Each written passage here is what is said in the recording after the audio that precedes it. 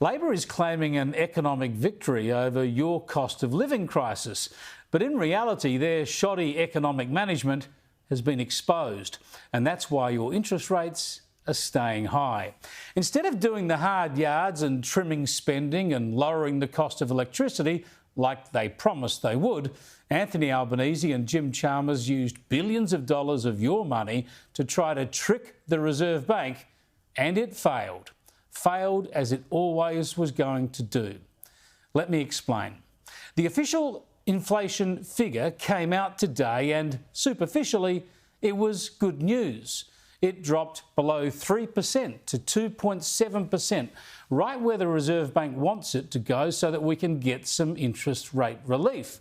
And the Treasurer, who is always smug and self-satisfied no matter how tough the cost of living crisis gets, well, today he was again applauding his own work. These are very welcome, very encouraging and very heartening numbers. The trouble is they're actually not. A large part of the fall happened because power prices had been artificially and temporarily pushed downwards by federal and state government subsidies.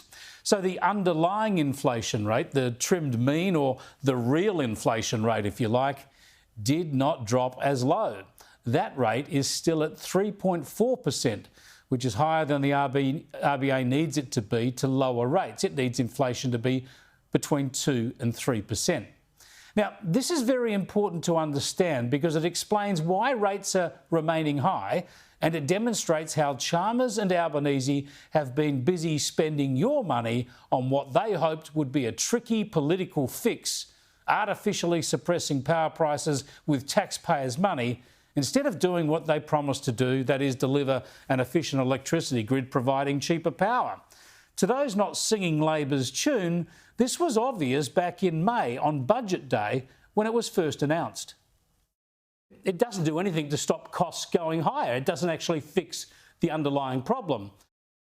And the following day, we went into more detail about what Labor was trying to do. The big trick of this budget, the attempted con, is a huge gamble. Labor is hoping that the $300 per household power rebate, money paid directly to your electricity provider to keep your bill lower, will trigger an artificial reduction in inflation, push inflation down with taxpayers' money. And they think that that might trick the Reserve Bank into lowering rates. Now, surely this is unlikely because the bank knows that this doesn't do anything about the underlying cause of high electricity prices, and it knows that when the rebate cuts out, then that cost is going to go straight back onto consumers.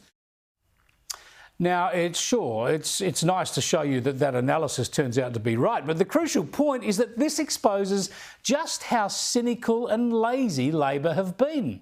We could see it all along, because this is exactly how it's come to pass. Albanese and Chalmers might have conned some voters and they might have conned their barrackers in the Canberra Press Gallery, but they didn't con the Reserve Bank. In fact, the Governor warned about this and predicted it yesterday.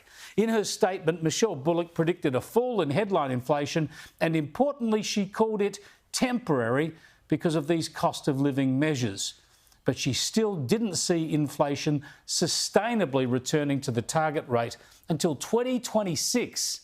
And she then reinforced this point in her media conference. One thing that we are expecting with tomorrow's monthly CPI is that we will expect to see the cost of living relief come into play. And what that's going to do is that's going to lower energy prices.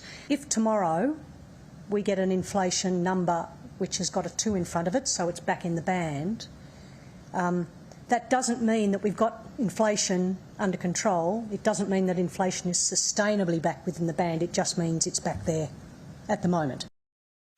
Yeah, and the Governor still says underlying inflation, real inflation, looks like staying too high for more than a year yet.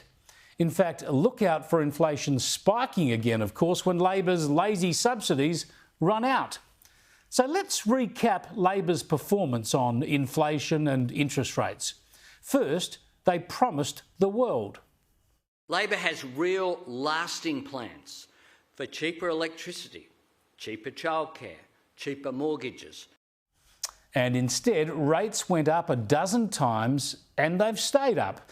And when Labor failed to control spending and failed to push power prices down and failed to ease the cost of living, it started bashing the Reserve Bank. The Treasurer said monetary policy was smashing the economy, and his old boss and mentor Wayne Swan, the ALP national president, went even further.